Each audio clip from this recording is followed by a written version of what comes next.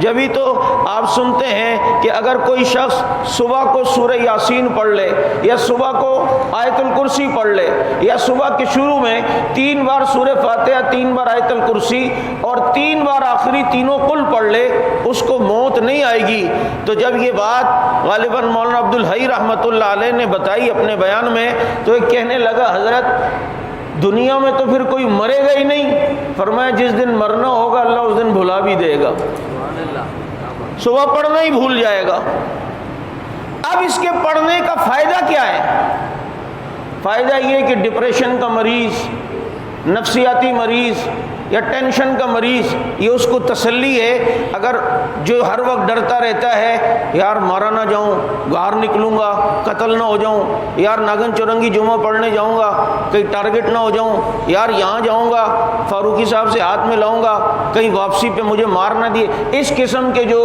ٹینشنی لوگ ہوتے ہیں یہ ایک طریقے سے ان کو تسلی ہے کہ اگر انہوں نے صبح پڑھ لی ہے تو پورا دن ان کا سکون سے گزرے گا، اطمینان سے گزرے گا کہ یار میں نے تو صبح یہ وظائف کیے، مجھے امید ہے کہ انشاءاللہ میری موت نہیں ہوگی۔ ہاں جس دن قسمت میں ہوتی ہے اس دن موت آتی ہے اور انسان پڑھنا ہی بھول جاتا ہے، لیکن اللہ رب العزت نے ان اعمال میں ان وظائف کے اندر بڑی تاثیر رکھی ہے، بڑے اثرات رکھے ہیں۔ حضرت انس رضی اللہ تعالیٰ عنہ حجاج ابن یوسف کے دربار میں کھڑے ہیں، کئی عرصے تک روپوش تھے، آخر پکڑے گئے، پکڑ کے لائے، لا کر دربار میں کھڑا کیا، ہاتھ پاؤں بندھے میں ہتکڑیوں میں۔ حجاج کہنے لگا انس بہت ستایا، آج دیکھ تجھے کیسا لٹکاؤں گا، تیری کیسی گردن اڑاؤں گا، تو نے بہت تنگ کیا، آخر ہتے آ گیا نا، اب دیکھ تیرے ساتھ کیا کرتا ہوں، تجھے نہیں چھوڑتا۔ حضرت انس بغیر ٹینشن کے اس کو کہتے ہیں حجاج سن تو آج مجھے قتل کر ہی نہیں سکتا ہے۔ کہا کیوں بھائی میرے لیے کیا مشکل ہے، میرے پاس سپاہی ہے، تو